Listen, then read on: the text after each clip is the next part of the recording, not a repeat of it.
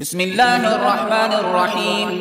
يا أيها المدثر قم فأنذر وربك فكبر وثيابك فطهر والرجز فاهجر ولا تمنن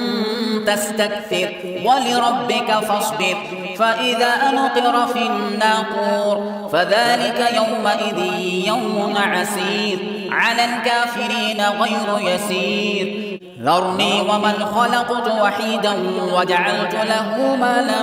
ممدودا وبنين شهودا ومهدت له تمهيدا ثم يطمع أن أزيد كلا إنه كان لآياتنا عنيدا سأرهقه صعودا إنه فكر وقدر فقتل كيف قدر ثم قتل كيف قدر ثم نظر ثم عبس وبسر ثم أدبر واستكبر فقال إن هذا إلا سحر يؤثر إن هذا إلا قول البشر سأصليه سقر وما أدراك ما سقر لا تبقي ولا تذر لواحة للبشر عليها 19. وما جعلنا أصحاب النار إلا ملائكة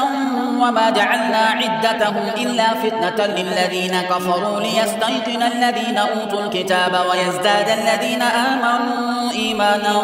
ولا يرتاب الذين أوتوا الكتاب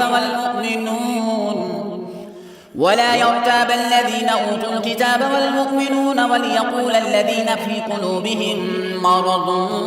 والكافرون ماذا أراد الله بهذا مثلا كذلك يضل الله من يشاء ويهدي من يشاء وما يعلم جنود ربك إلا هو وما هي إلا ذكرى للبشر كلا والقمر والليل إذ أدبر والصبح إذا أسفر إنها لإحدى الكبر نذيرا للبشر لمن شاء منكم أن يتقدم أو يتأخر كل نفس بما كسبت رهينة إلا أصحاب اليمين في جنات يتساءلون عن المجرمين ما سلككم في سقر قالوا لم نك من المصلين ولم نك نطعم المسكين وكنا نخوض مع الخائضين وكنا نكذب بيوم الدين حتى أتانا اليقين فما تنفعهم شفاعة الشافعين فما لهم عن التذكرة معرضين كأنهم حمر مستنفرة فرت من قسورة بل يريد كل امرئ منهم أن يؤتى صحفا منشرة